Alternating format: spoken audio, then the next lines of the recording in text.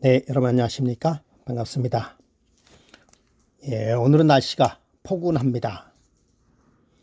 오래간만에 아주 맹추위가 물러간 그런 날씨가 되겠습니다.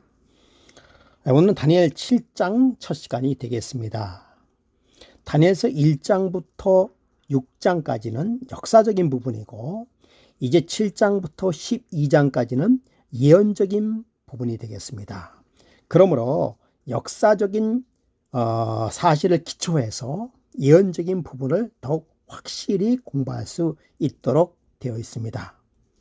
자, 이제부터 여러분 정말 중요한 부분입니다.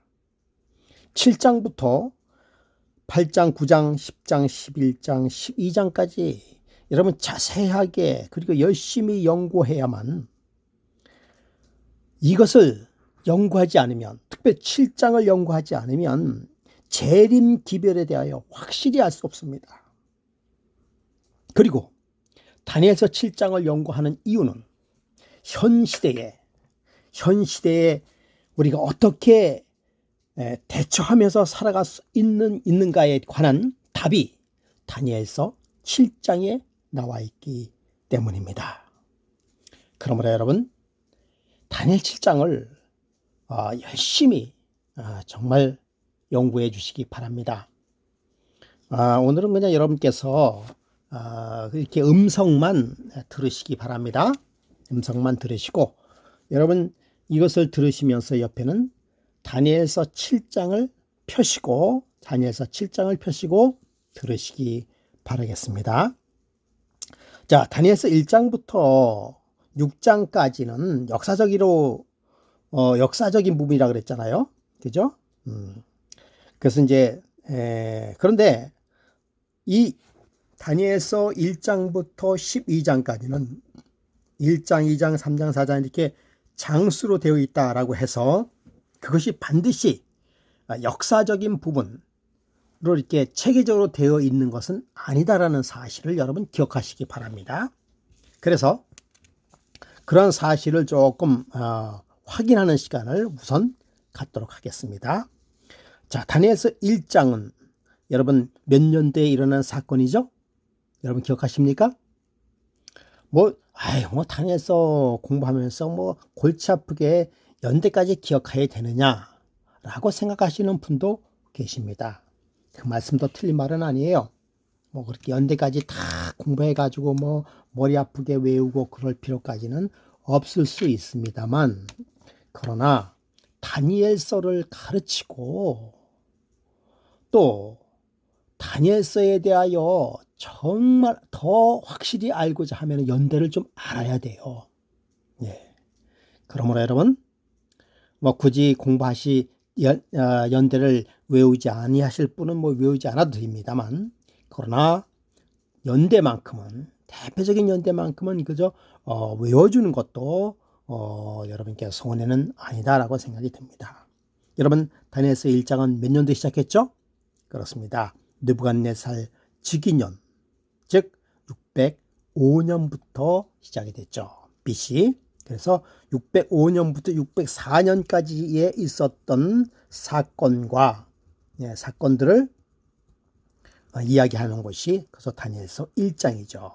여러분 다니엘서 1장의 주요 주제라면 뭘까요? 다니엘은 뜻을 정하여. 다니엘서 1장 8절이 주제라고 볼 수 있겠죠. 그리고 이제 다니엘서 2장은 느부갓네살 왕의 재위 2년에 일어난 사건이죠. 그러니까 603년이 되겠습니다. 자, 다니엘서 2장은 우리에게도 은혜가 되지만 특별히 느부갓네살의 회심에 주안점을 두고 있습니다.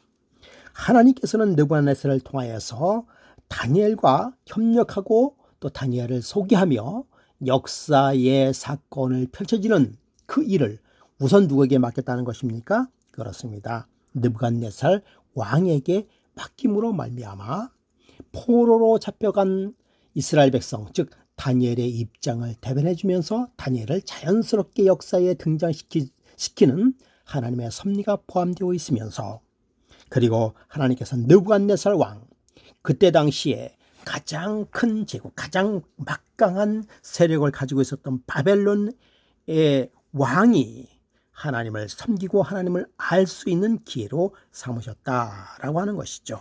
자, 3장은 느부갓네살 제위 10년에 일어났던 풀무불의 사건이죠. 여러분, 다니엘서 3장의 특징, 즉 다니엘서 3장의 주제는 뭐라고, 주제절은 뭐라고 볼 수 있겠습니까? 어느 절이라고 볼 수 있을까요? 그렇죠. 다니엘서 3장 8절, 그리 아니하실지라도 하나님께서 우리를 능히 건져내실 줄 우리는 알고 있지만 또 그리 아니하실지라도 우리는 저 신상에 절을 하지 않겠다라고 하는 다니엘의 세 친구의 믿음, 그 믿음이 우리에게 큰 은혜를 주고 그런 말미암아 만군의 여호와 창조주 하나님을 온 만방에 소개할 수 있는 그러한 기회가 되었다라고 하는 사실을 우리는 알 수가 있는 것이죠. 그리고 이제 4장은 몇 년도에 일어난 사건입니까? 그렇죠. 느부갓네살 왕 말년에 일어났던 사건이 되겠습니다. 그래서 562년 BC 562년 그의 43년간의 느부갓네살 말년의 사건으로 나타나죠. 4장에서 우리가 주시해야 될 성경절은 뭘까요? 그렇습니다. 34절에 하늘을 우러러 보았더니 총명이 다시 이루고 라고 하는 것이죠. 하늘을 우러러 보았다. 여러분, 그동안 짐승으로 7년 동안 살았던 느부갓네살은 하늘을 우러러 보지 못했습니다. 그러나 인간은 어디를 바라볼 수 있다고 하는 것입니까? 그렇습니다. 인간만큼은 하늘을 우러러 볼 수 있다라고 하는 것입니다. 그래서 안스로포스라고 하는 것이 사람, 인간이라는 뜻을 가지고 있죠. 자, 그 다음부터 4장이 지나면 5장인데 지금부터는 이제 연대순으로 보는 거예요. 5장이 먼저가 아니고 이번에 공부하는 7장이 먼저, 시대순으로는 7장이 먼저라는 것입니다.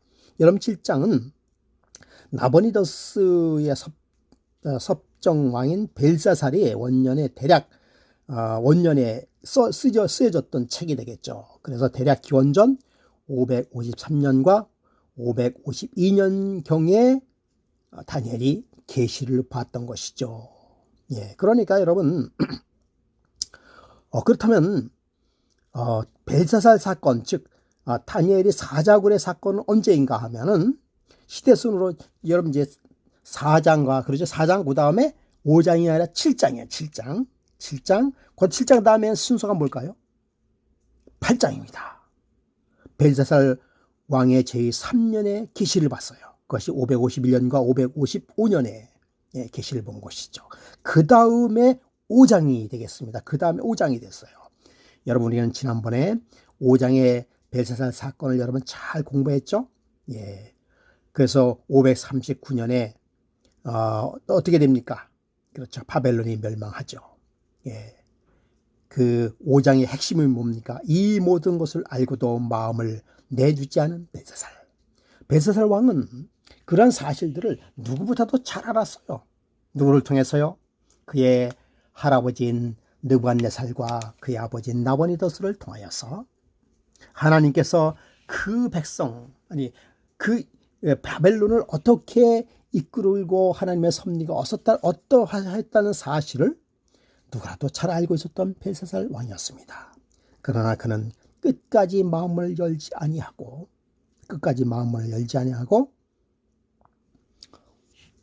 그들이 섬기는 신을 섬김으로 말미암아 그리고 오만을 통하여서 그의 정말 하나님께 그 거룩한 하나님의 그 계시와 그 섭리를 보여줬음에도 불구하고 순종하지 아니하였던 그 벨사살 때문에 결과적으로 나라는 어떻게 했습니까?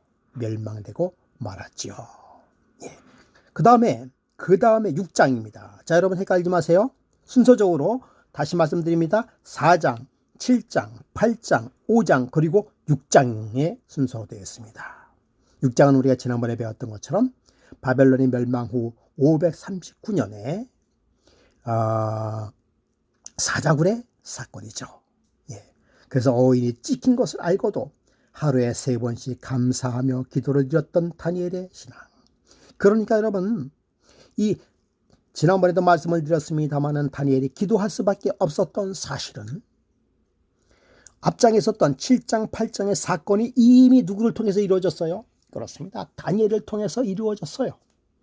그러므로 다니엘은 그의 나라가 70년이 거의 끝나고 하나님께서는 미래에 대한 엄청난 계시를 보여줬는데 현실은 그 미래의 예언에 따라가지 못했던 답답한 상황을 보면서 다니엘은 기도할 수밖에 없었던 다니엘의 심정을 이야기했던 것이 다니엘 6장의 사자굴의 사건이 되겠습니다. 그러므로 여러분, 다니엘의 기도는 그냥 평범한 기도가 사실은 아니었어요. 지난번에 제가 카톡으로 말씀을 드렸습니다마는 다니엘의 기도는 평범하지만 평범하지 않은 기도였어요. 그는 매일 그렇게 하던 대로, 과거에 하던 대로 기도를 드렸지만은, 그러나 그 기도는 하지만 평범하지 않은 특별한 기도였다는 사실이죠. 예. 자, 그리고 이제 6장 다음에, 그 다음에 9장, 그 다음에 10장. 예. 페르시아 왕 고레스 3년에 받은 계시가 10장이죠. 예. 유대 민력에 따라서 그의 원년인 537년이 되겠습니다. 그리고 11장, 고레스 3년에 이어받은 다리우스 원년의 사건이 이어지고, 그 다음에 12장, 결론적으로 마지막에 쓴 장이 되겠습니다. 여러분, 대략 그 순서를 대략 알겠죠? 예. 그러므로 여러분, 정말 다니엘서를 확실히 알기를 원하시기, 이번 기회에 다니엘서를 확실하게 공부하겠다라고 마음을 굳게 잡수시기 바랍니다. 예. 여러분, 재림교인으로 살아가야 하는 계기가 되어야 되죠. 다니엘서를 확실히 알지 않고서는 우리가 재림기별을 전할 수가 없어요. 여러분, 세천세의 기별이 뭡니까? 네? 무너졌다 큰 성 바벨론이요. 네. 바벨론에서 나오라. 창조주 하나님을 기억하라. 이런 모든 것들이 세천세의 기별이 아니겠습니까? 바벨론이 뭔 줄 알아야 우리가 바벨론에서 나오라라고 외치잖아요. 그렇지 않습니까? 예. 바벨론이 무엇인지, 바벨론이 또 이 시대의 바벨론은 어떠한 모습으로 나타나는지를 우리가 알아야 되지 않겠어요? 예? 알아야 거기서 나오라고 이 말을 외치지 않겠습니까?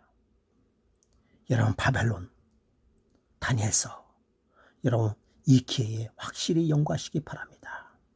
혹시 한 번에 잘 모를 수 있어요. 여러분께서 계속 반복해가면서 공부를 하시기 바랍니다. 또 세미하게 공부를 하기를 원하시는 분이 있기 때문에 제가 비교적 자세하게 성경을 연구할 수밖에 없는 것이죠. 그러면 다니엘서 7장 1절로 들어가 보겠습니다. 자, 이제 여러분 성경을 다 펴시고 다니엘서 7장 1절. 바벨론 벨사살 왕 원년에 다니엘이 그의 침상에서 꿈을 꾸며 머릿속으로 환상을 받고 그 꿈을 기록하며 그 일의 대략을 진술하니라. 자, 우리는 벨사살 왕 원년이라고 했죠? 몇 년입니까? 예, 553년이죠. 바벨론 왕 벨사살이라고 했는데 사실은 벨사살 왕이 아니라, 그렇죠? 진짜 왕은 누구라고 그랬습니까? 그렇습니다. 나보니더스라고 얘기했죠. 나보니더스. 예.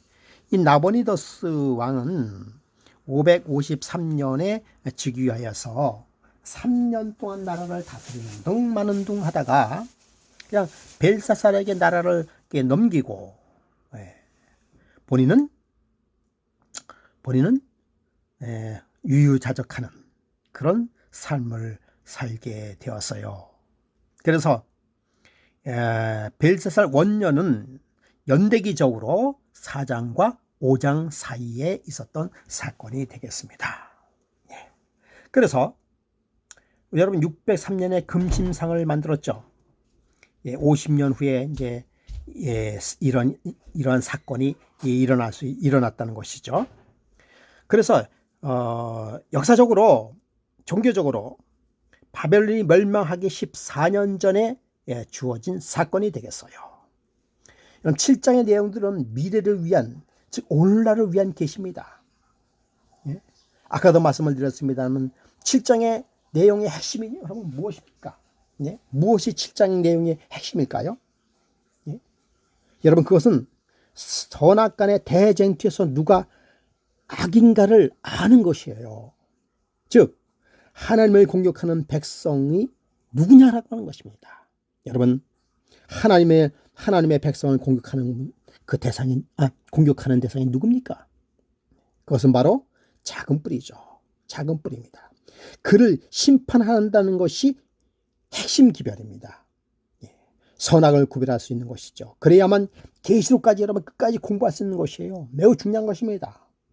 여러분, 다니엘서를 연구하지 않냐고 계시록을 넘어간다는 사실은 어떻게 보면은 겉만 이렇게 알고 속은 잘 모르는 그런 입장이 될 수가 있어요. 그러므로 여러분, 다니엘 7장을 연구한다는 것은 매우 중요한 것입니다. 작은 뿔이 무엇이기에 어떤 일을 하는 것인가?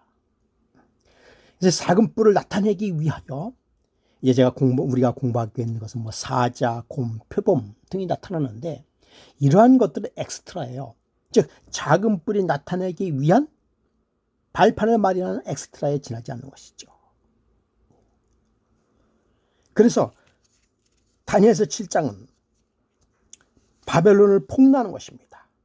바벨론이 이렇다라는 것을 알리는 것이에요. 그러므로 여러분, 왜 안식일이 중요하며 하나님의 계명과 예수와 증거를 가진 자가 바다 모래 위에 서서 싸우려고 하는지를 알아야, 아까도 말씀을 드렸습니다만, 세천사 기별을 전할 것이 아니겠습니까? 공부해야 됩니다. 분명히 공부해야 되겠죠. 자, 그러면 이제 역사의 대략을 조금 더 설명을 좀 해드려야 되겠습니다. 그러니까 벨사살 원년에 7장 1절이죠. 거기에 맞춰서 벨사살 원년에 다니엘이 그 침상에서 꿈을 꾸며 머릿속으로 환상을 받고 그 꿈을 기록하며 그 일의 대략을 진술하니라 라고 얘기했어요. 그래서 그 역사적인 것을 조금 더 살펴보면서 7장 1절에 있는 내용을 살펴보는 것으로 하겠습니다. 여러분, 2장에서 역사의 첫 번째 대요가 일어나죠. 그렇죠? 그래서 2장에서 역사적 그 대요가 있은 후에 7장에서 다시 반복합니다. 그렇죠? 다시 반복해서 재림 때까지 하나님의 왕국을 건설할 것을 미리 얘기하고 있어요. 그렇죠? 이것이 세계사로 연결이 되는 것입니다. 얼마나 놀라운 사실입니까? 처음에 2장은 금속으로 된 나라의 속성을 가지고 있었죠. 그리고 그 당시 세계 최대의 통치자인 느부갓네살을 통하여 하나님의 존재를 인정하게 함으로써 세계 역사의 정치적 국면을 강조했던 것이 2장의 내용이 되겠죠.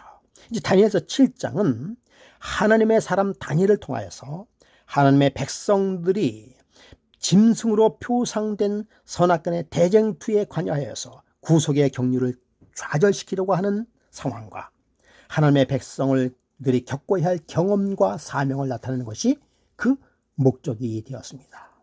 그래서요, 2장은 윤곽이 드러나고 7장은 구속사업이 구체적으로 되어서, 그리고 세 번째 세 번째 다시 반복하는 그 8장과 9장의 구속사적인 청사진이 성소와 선민을 통해서 선민의 초점을 맞춰서 다시 드러나게 되는 것이죠. 그래서 성소 제도를 통해서 하나님의 백성들을 구속하려고 하는 하나님의 의지가 나타나고, 또 하나님의 뜻을 저지하려고 하는 악의 세력의 배경이 적나라하게 드러나게 됩니다. 그래서 9장의 2300주야의 시간적인 구체성이 바로 나타나게 되는 것이죠. 그 다음에 네 번째 또 나타난 것이에요. 그것이 다니엘서 10장과 12장의 상징적 표현들을 통하여서 하나님과 그분의 백성들이 거둘 궁극적인 승리와 보장을 약속함으로써 대단원의 막이 내리는 것이 다니엘서입니다. 그러면 여기서 우리가 구체적으로 이제 들어가기 전에 다시 한번 복습할 겸 2장과 7장을 한번 비교해 보시기 바랍니다. 바벨론, 여러분 바벨론은 2장에서 무엇으로 표현되어 있습니까? 무엇으로 표현됐죠? 금머리죠. 금머리. 예, 금머리. 여러분 7장을 다 읽어봤겠습니다. 7장은 바벨론을 어떻게 표현됐죠? 그렇습니다. 독수리 날개를 가진 무엇으로? 짐승으로 표현되어 있고요. 그 다음에 바벨론 다음에 무슨 나라입니까? 메데 페르시아. 은으로 되어 있고 가슴과 팔로 표현되어 있죠. 그리고 7장에서는 어느 짐승으로 표현되어 있습니까? 그렇습니다. 곰으로 표현되어 있죠. 이 곰은 한쪽 다리를 들고 그리고 입에는 3개의 갈빗대를 문 그런 곰으로 표현이 되어 있습니다. 그리고 세 번째, 바벨론, 메데파사. 그 다음에는 무슨 나라입니까? 그렇죠. 그리스, 헬라, 그리스.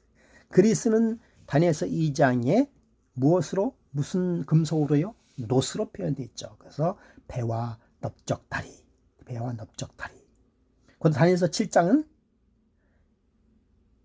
4개의 머리와 4개의 날개가 달린 무엇으로요? 그렇습니다. 표범으로 표현되어 있습니다. 표범은 가장 빠른 그런 짐승 중에 하나예요. 순간적으로 굉장히 빠른 거예요. 그런데 빠르기도 하거니와 거기에 뭐가 또 달렸다고요? 예, 거기에 날개가 달렸어요. 그러면 얼마나 빠르겠습니까? 그 다음에 바벨론, 메데파사, 그리스 다음에 무슨 나라입니까? 그렇습니다. 로마죠. 로마는 다니엘서 2장에는 철로 된 2다리. 그렇죠. 예. 그 다음에 다니엘서 7장에는 이를 가진 무서운 짐승으로 표현이 되어 있습니다. 그 다음에 로마 다음에는 무슨 제국입니까? 그렇죠. 로마 제국. 제국의 10나라로 분열되면서 로마 교황이 등장하게 되죠. 다니엘서 2장에는 10발가락으로 표현되어 있습니다. 다니엘서 7장에는 짐승 뿔이 열이고 그 다음에 작은 뿔, 그 다음에 심판이 시작되어 있는 모습. 그리고 다음에 어떻게 되어 있어요? 심판이 있는데 돌나라. 10발가락은 무엇으로 되어 있습니까? 진흙과 뭘로? 철로 되어 있어요.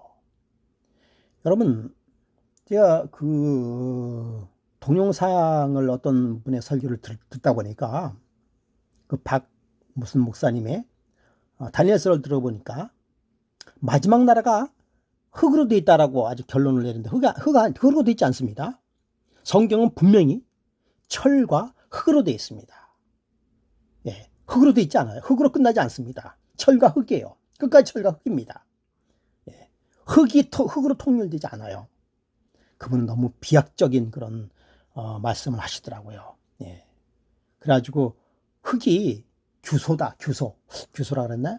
예. 그것이 오늘날 이렇게 그 전자의 그 여러 가지 그 칩을 만드는 그래서 오늘날은 뭐 IT 시대야. 예. 그 흙이다. 이렇게 해가지고 뭐 굉장히 비약적으로 해서 그냥 성경이 현시대 그대로 이루어지는 그 어떤 그런 건 좋아요. 그런 너무 비약적인 말씀을 함으로 인해서 원래 가지고 있는 성경의 말씀, 오직 성경을 희석시키는, 약간 이제 색깔이 변하는 그런 모습으로 강의하는 것을 보고 조금은 당황했습니다. 예. 분명히 성경에는 흙과 철입니다. 합하지 못하는 것이 합하지 못합니다. 그 어떤 것이라도 세계를 하나로 만들지 못합니다. IT, 오늘날 세계는 하나라고 얘기하지만 결코 하나가 되지 못해요. 하나인 것처럼 보입니다. 때로는 하나인 것처럼 그렇게 세력을 나타낼 수 있어요. 그러나 결코 하나가 되지 않습니다. 성경은 그렇게 되어 있지 않습니다.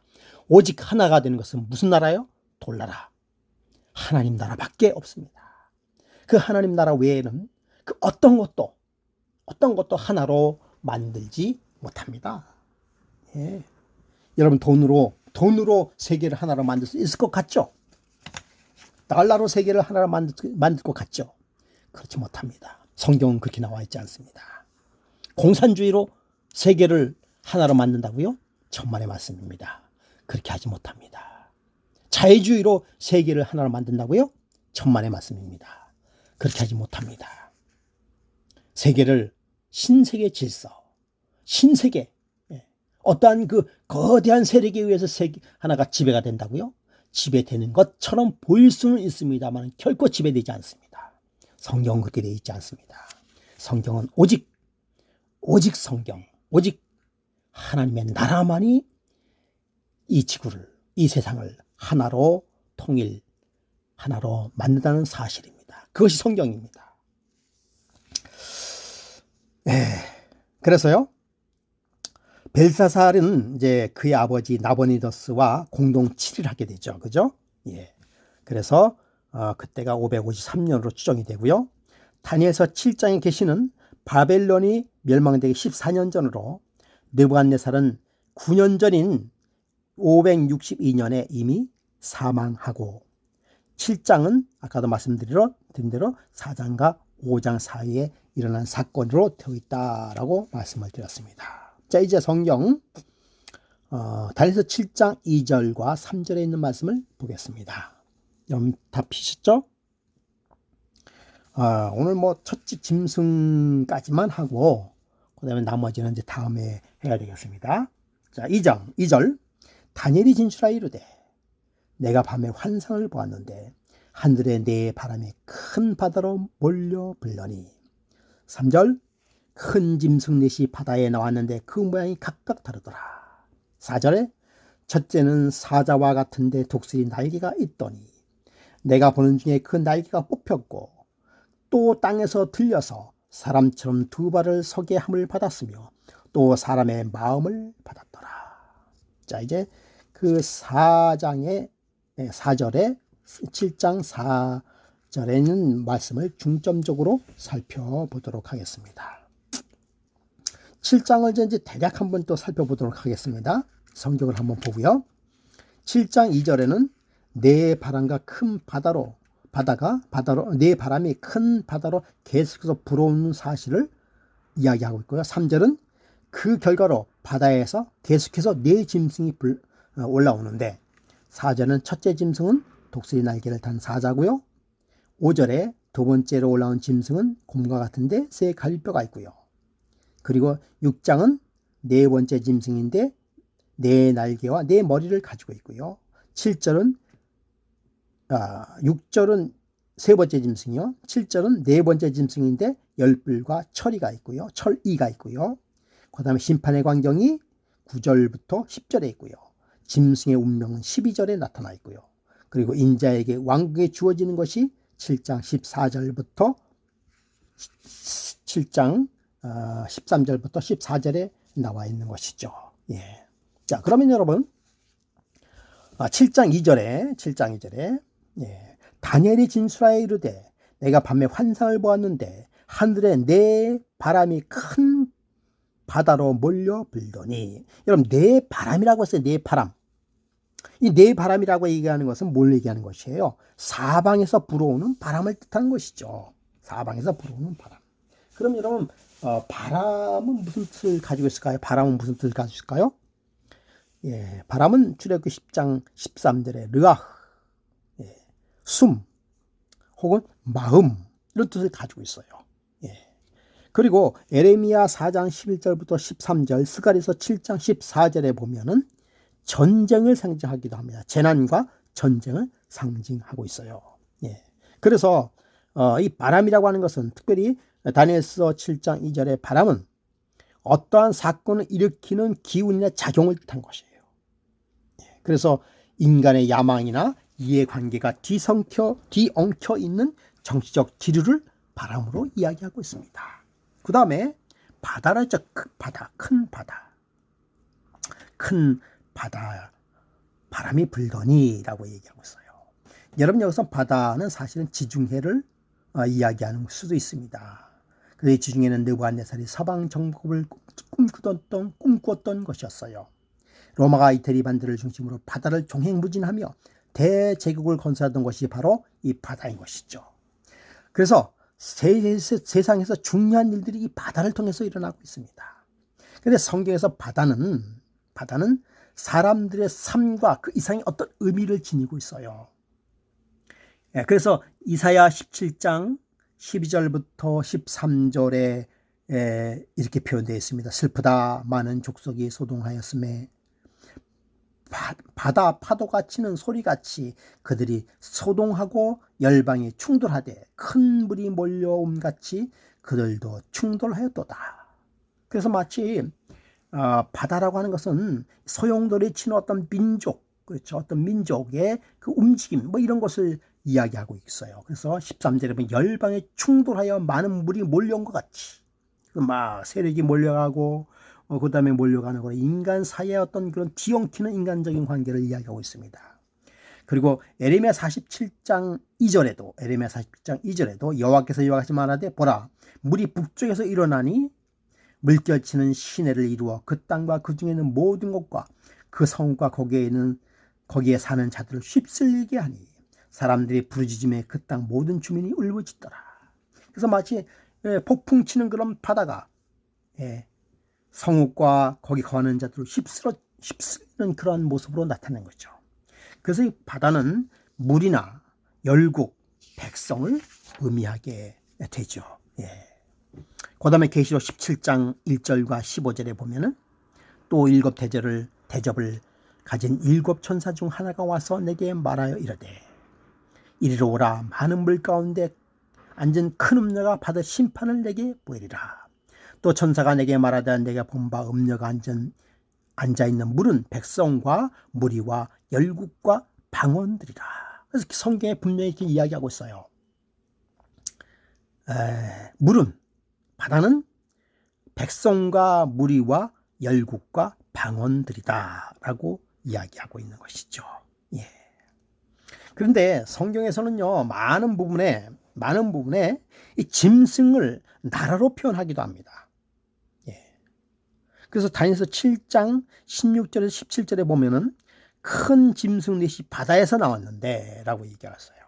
에스겔 29장 3절에도 주님께서는 하나님께서는 이렇게 말씀하고 있습니다. 너는 말하여 이르기를 주 여호와께서 이같이 말씀하시되 애굽의 바로 왕이여 내가 너를 대적하노니 너는 자기 강들 가운데서 누운 큰 악어라. 애굽을 큰 악어로 표현했어요. 큰 악어로 표현했습니다. 그리고 이사야 27장 1절에 보면은 그날에 여호와께서 그의 견고하고 크고 강한 칼로 날랜 뱀 리오야단 곧 꼬불꼬불한 뱀 리오야단을 벌하시며 또 바다에 있는 용을 죽이니라 라고 해서 여기서 나타난 이사야 27장 1절에 날랜 뱀 리오야단은 아수르를 상징하고 있고요. 꼬불꼬불 뱀 리오야단은 바벨론을 이야기하고 있어요. 왜 바벨론이 꼬불꼬불한 뱀으로 표현했을까요? 꼬불꼬불을 하는 것은 나일강을 의미하기도 합니다. 그래서 바벨론은 이렇게 굽이치는 굽이쳐 흘러가는 나일강 그 모습이 마치 뭐같이 생겼다고요? 꼬불꼬불한 뱀같이 생겼다라고 이야기하고 있고요. 바다에 있는 용은 어느 나라를 뜻한 것입니까? 애굽을 뜻한 것이죠. 애굽을 뜻한 것입니다. 그러므로 성경에서 이 나라는 짐승으로 상징이 되어 있다라고 하는 것입니다. 그러므로 아까 읽었듯이 다니엘서 7장 4절 이제 첫째는 사자와 같은데 독수리 날개가 있더니 내가 보는 중에 그 날개가 뽑혔고 또 땅에 들려서 사람처럼 2발로 설계함을 받았으며 또 사람의 마음을 받았더라 라고 얘기했어요. 자, 첫째는 사자와 같다라고 얘기하고 있어요. 이 나라가 무슨 나라죠? 그렇죠. 볼 필요 없이 바로 바벨론이죠. 그래서 주로 바벨론은 사자로 표현되어 있습니다. 바벨론 성벽에도 사자 부조로 되어 있어요. 여러분 그 모습을 본 적이 있겠죠. 그렇죠? 그래서 성경에도 바벨론은 숲속의 사자로 표현되어 있습니다. 에레미야 50장 17절에 보니까 이스라엘은 흩어진 양이라 사자들이 그를 따르도다. 처음에는 아스루 왕이 먹었고 다음에는 바벨론 느부갓네살 왕이 그의 뼈를 꺾었다. 그러니까 사자들이 그를 따랐다라고 얘기하고 있어요. 그 나라가 무슨 나라라고요? 바벨론 나라라고 얘기하고 있습니다. 2장에서는 금으로 표현됐던 그 나라가 7장에서는 동물의 왕인 사자, 새들의 왕인 독수리로 표현됐던 것은 그 나라가 그때 당시에 가장 강대한 나라에 섰다는 사실을 알 수가 있는 것입니다. 예. 그런데 여기 보니까 사자의 모습과 독수리 날개가 뽑혔고라고 있어요. 예. 뽑혔고 사람의 마음같이 문약해져서라고 얘기했습니다. 그러므로 역사 속에서 사라졌어요. 여러분, 바벨론 이후의 모든 왕들은 매우 문약한 왕들, 약한 왕들이었어요. 네. 마지막 왕인 나보니더스는 정치와 군사에는 전혀 관심이 없고 그는 학자풍이었습니다. 정치와 수도를 그의 아들인 벨사살에게 맡기고 자신은 종교 생활과 고고하게 관심을 쏟다가 페르시아 고레스에게 무력하게 패망하게 되었습니다. 기원전 626년에 태수였던 나포나살이 종국이었던 아시리아를 대항하면서 독립선언을 했어요. 그러다가 605년에 느부갓네살이 대제국으로서 우뚝 서게 됐지만 70년을 겨우 견디면서 느부갓네살이 죽자 70년을 겨우 견디면서 다니엘이 지켜보는 가운데 539년 페르시아에게 망하게 되었죠. 느부갓네살 아버지 나포나살은 여러분 무슨 전투에서 몇 년에? 605년에 그죠? 갈그미스 전투에서 아시리아와 이집트를 패망시키고 근동의 최고의 나라로 만들었다 그랬죠. 그렇죠? 그러다 그 아버지가 죽자 그 나라를 이어받은 느부갓네살은 43년 동안 정말 빠르게 사자처럼 독수리처럼 다른 나라를 정복하고 성도 쌓고 정복 사업도 하고 근동 최고의 나라를 만들었어요. 그러다가 562년 10월 즉 그가 7년 동안 짐승처럼 이렇게 풀을 뜯어 먹고 그 해에 얼마 안 돼서 느부갓네살이 죽습니다. 예. 그런 다음에는 유약한 나라가 되어버렸어요. 성경 그대로 말한다면 그때 당시에 에월무르닥 아들인데요. 아주 착해요. 재위 2년 만에 그 형 매형 메르갈 사우루스에게 죽임을 당하고 메르갈 사우스는 4년 동안 통치를 하게 됐죠. 그 다음에 그의 아들인 리바시 마르독에게 물려줬지만 2개월 만에 죽고 그의 다른 삼촌인 나보니더스에게 나라를 물려주게 되었습니다. 여러분 그 느부갓네살에게는 한 아들과 두 딸이 있다 그랬죠. 예. 그러니까 이 딸의 그러니까 느부갓네살의 사위가 바로 나보니더스였습니다. 예, 그가 다른 그런 아들과 그다음에 그 조카들을 다 물리치고 결과적으로 나보니더스가 왕을 차지하게 되는데 나보니더스도 정치는 별로 관심이 없었어요. 아까도 말씀드렸지만 학자풍 제왕이었습니다. 예. 그래서 두 발로 선다라고 하는 것은 사자가 두 발로 선다라고 하는 것은 싸울 그런 생각이 없다라고 하는 것이에요. 다니엘의 예처럼 그대로 이루어지는 현상이 되었던 것이지요. 여러분, 역사는 그대로 이루어졌습니다. 여러분, 과거의 역사를 왜 공부하는 것입니까? 아니, 그것도 왜 우리와 전혀 상관이 없어 보였던 페르시아, 바벨론의 나라를 연구할 수밖에 없을까요? 첫째, 그 원인은 하나님께서 그 나라를 통하여서 당신의 복음을 전하고자 하는 뜻이 있었기 때문인 것이죠. 그때 당시에 우리 한반도에 있었던 우리는 그렇게 주목받지 못한 그런 나라였습니다. 지금도 우리나라가 뭐 세계 중심이라고 볼 수 없지 않습니까? 세계 중심의 나라는 그래도 미국이죠. 네, 미국이죠. 그래서 하나님께서는 복음을 그 세계 중심의 복음을 떨어뜨릴 수밖에 없는 것이죠. 그러므로 그런 그 일을 통하여서 하나님께서 어떻게 당신의 나라를 이끌고 하나님의 섭리가 이루어지는지를 알 수밖에 없는 그러한 기회로 삼으셨다라고 하는 것입니다. 그러므로 우리가 그때 당시에 그 나라를 연구하게 되는 것이죠. 그런데 하나님의 말씀은 하나님의 섭리는 그 나라만을 위하여 주어진 기별이 절대로 아닌 것입니다. 그때 주었던 그 기별은 오늘날 우리에게도 아주 밀접한 관계를 맺고 있는 것입니다.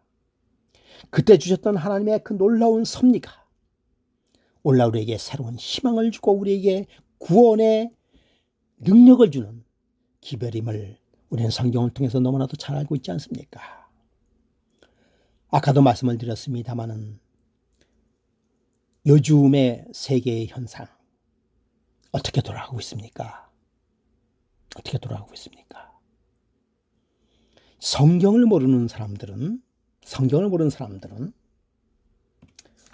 그 어떤 세력에 의하여 세계가 움직여질 것으로 믿고 있습니다. 그리고 그렇게 이야기하고 있습니다. 그리고는 적지 않게 당황하고 나름대로 준비하고 있습니다. 아까도 말씀을 드렸습니다마는 그러나 그렇게 보이기도 할 수 있어요. 결코 그렇게 되지 않습니다. 그러므로 여러분 우리는 그 바벨론 같은 그 정치의 그 세력에 어떻게 적응할 것인가를 연구할 필요가 없습니다. 우리는 무엇을 연구할까요? 물론 그 바벨론의 움직임을 주시할 필요는 있습니다. 정말 우리가 준비해야 될 것은 하나님의 나라의 백성이 되기 위하여 준비해야 되는 것이죠. 예언은 왜 주어지는 것입니까? 하나님께서는 그의 종선지자에게 미리 보여주지 아니하시고는 결코 행함이 없으시는 분이십니다. 아모스 7장 3절에. 그러면 하나님께서는 미리 보여주셔서 당신의 백성들이 준비할 기회를 주시는 것이죠. 여러분 우리는 다니엘서를 연구하면서 작은 뿔을 연구하는 것이 아닙니다. 작은 뿔을 통해서 하나님의 구원의 역사를 알고 순종하고 그리고 연구하는 것이죠. 그 가운데 내가 어떤 삶을 살아야 될지, 내 삶의 위치가 어떻게 되는지를 성경을 통해서 알아보는 것입니다. 그것이 기도해야 될 이유이고 그것이 오늘날 살아야 되는 이유가 되는 것이죠. 곧 하나님의 마지막 남은 무리의 사명인 것입니다. 성도 여러분, 우리가 그러한 놀라운 사실들을 인식하면서 그래서 기도해야 될 이유를 알면서 이제 다음번에는 다니엘서 7장 5절부터 나와 있는 곰의 모습을 살펴보도록 하겠습니다. 여러분 대단히 감사합니다.